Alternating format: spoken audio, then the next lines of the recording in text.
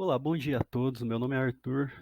Eu venho hoje apresentar um pouco para vocês sobre o meu trabalho, que é o estudo das propriedades termométricas do sistema vítreo-telureto, que foi desenvolvido com auxílio do Nilmar Silva Camilo e com orientação do professor Acácio, certo?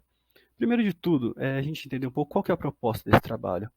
O estudo das propriedades térmicas e ópticas de íons de terras raras, em caso do nosso interesse agora, são os íons de neodímio, tem se tornado cada vez mais relevante por conta das diversas aplicações que ele tem, como por exemplo em ímãs, componentes eletrônicos, dopagens em materiais vítreos, que é o que a gente vai estudar nesse trabalho, em meios ativos de lasers e etc.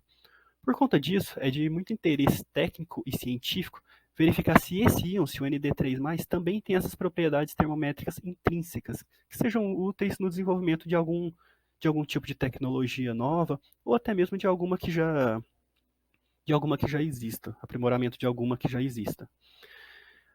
Agora, primeiro é importante a gente entender o que é fotoluminescência. Basicamente, é a propriedade que alguns materiais têm de emitir luz quando excitados com outro tipo de radiação eletromagnética, algum outro comprimento de onda, algum outro feixe, enfim. Isso acontece porque os elétrons do núcleo desse material são levados a um estado excitado, quando eles são expostos a essa radiação, e quando retornam ao seu estado fundamental de menor energia, eles naturalmente vão emitir luz em um determinado comprimento de onda, que é o que a gente vai querer medir. O tempo que leva desde o fim da excitação do núcleo, ou seja, desde que você parou de excitar o material com a radiação, até o seu retorno ao estado fundamental, emitindo luz, é também chamado de tempo de vida de luminescência e também é característico do material, certo? E como a gente mencionou anteriormente, os íons de neodímero são conhecidos por possuírem alguma dessas propriedades de, de interesse, a fotoluminescência e, naturalmente, o tempo de vida, emitindo, emitindo a fotoluminescência em um comprimento de onda próximo a 870 nanômetros, próximo ao infravermelho ali, quando excitado com um laser de comprimento de onda 532 nanômetros, que é um tipo de verde, basicamente. E com o tempo de vida, que a gente mede, na ordem de microsegundos. Agora, como que foi realizado esse experimento? Basicamente, tínhamos um laser de 532 nanômetros, como eu falei antes. Esse laser ele vai ser cortado para fornecer janelas de exposição ao material. Foi cortado por um modulador mecânico, por um chopper, que a gente chama, certo? O laser saiu, foi refletido, já cortado, ele foi refletido num espelho e depois foi cortado novamente. Parte do sinal foi para um fotodetector, para um trigger, para determinar a janela de exposição do, do qual material vai ser exposto. O resto do sinal do laser foi refletido em outro espelho, que aí sim foi direcionado para a amostra dentro do forno, onde ela vai ser aquecida e mantida durante todo o experimento. Uma vez que o laser incidiu na amostra, ele já vai emitir o comprimento característico dele de fotoluminescência. Esse sinal ele vai ser colimado e dividido por esse divisor de feixe em dois detectores. Dessa forma, a gente consegue medir essas duas coisas ao mesmo tempo. Parte do sinal vai ser direcionada para um fotodetector, onde a gente vai conseguir determinar o tempo de vida de luminescência dessa amostra naquela determinada janela de exposição que eu mencionei antes. E a outra parte do sinal vai para uma CCD, que vai pegar o espectro de fotoluminescência dessa amostra. E o que é importante aqui também? Que na frente de cada detector a gente colocou um filtro passa-alta de 600 nanômetros. Ou seja, qualquer comprimento abaixo de 600 vai ser cortado, que é o caso do laser. O laser ele tem uma intensidade de sinal muito maior do que a fotoluminescência da amostra. Então não é do nosso interesse pegar esse laser, afinal a gente já sabe o comprimento de onda dele e a gente não quer mais informações sobre ele, a gente quer saber do sinal de fotoluminescência. E dessa forma, como todo o nosso sinal está acima de 600 nanômetros, esse filtro vai servir justamente para a gente pegar só o que tem interesse.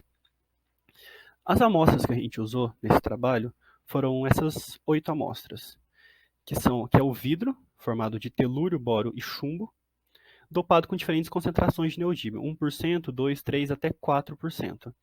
E tem dois tipos de amostras, as tratadas, as sintetizadas em atmosfera controlada e atmosfera normal. A única diferença é que essa em atmosfera controlada, durante a produção da amostra, ela foi mantida em uma atmosfera com um gás inerte, mas que a gente vai ver nos resultados que não teve nenhuma diferença significativa das tratadas em atmosfera normal. Certo? Então, os resultados que a gente obteve, primeiro, a temperatura ambiente, foi que o sinal de fotoluminescência, ele basicamente só diminui. Agora, os picos, como a gente pode ver aqui na figura 3, que está o primeiro ali em aproximadamente 870 nanômetros, o outro em 890, o terceiro ali em torno de 910. Enfim, esses picos eles se manteram constantes independente da amostra. Isso não fez diferença como era de se esperar, mudando apenas a intensidade do sinal, que isso é aceitável na nossa pesquisa. O tempo de vida de luminescência também não mudou nem muito a ordem de grandeza, apresentando até um comportamento linear de acordo com a concentração do íon, diminuindo o tempo de vida conforme a gente aumenta a concentração desse íon na amostra. Também, as amostras em atmosfera normal controlada não apresentaram alguma mudança significativa. Uma observação é que, pelo simples fato de que ela apresenta um sinal melhor e que os testes de repetibilidade a altas temperaturas, que precisa ficar esquentando e esfriando muito as amostras, pode acabar danificando elas, então a gente acabou que escolheu uma amostra, que é o TBP4, 4ND, o vidro com 4% de neodímio, atmosfera controlada, para poder submeter esses testes e os resultados, resultado desses testes são basicamente que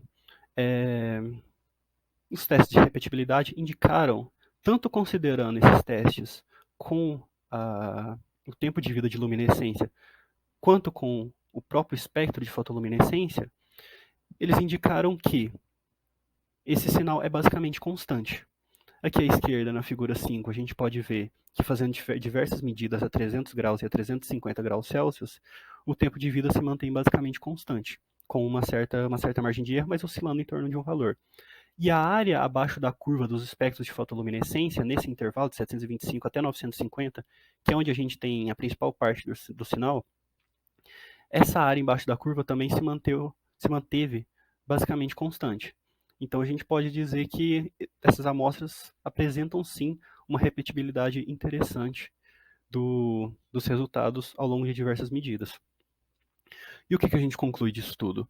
O principal ponto é observar que tanto o sinal de fotoluminescência, PL, quanto o tempo de vida foram efetivamente constantes ao longo de diversas medições. Dessa forma, a gente pode concluir que esse material tem sim propriedades termométricas propícias para o seu uso como um tipo de termômetro óptico, sendo possível, a partir de uma base de dados inicialmente normalizada, ou seja, a partir de medidas prévias, medir a temperatura de algum objeto que seja composto por esse material, com uma das suas duas propriedades, o tempo de vida ou o sinal de fotoluminescência, ou até mesmo usar as duas para um resultado mais preciso. E essas foram as referências, basicamente, que a gente usou nesse trabalho. E caso alguém tenha alguma dúvida, pode entrar em contato comigo pelo e-mail para a gente conversar e tudo mais. E obrigado pela atenção de todos.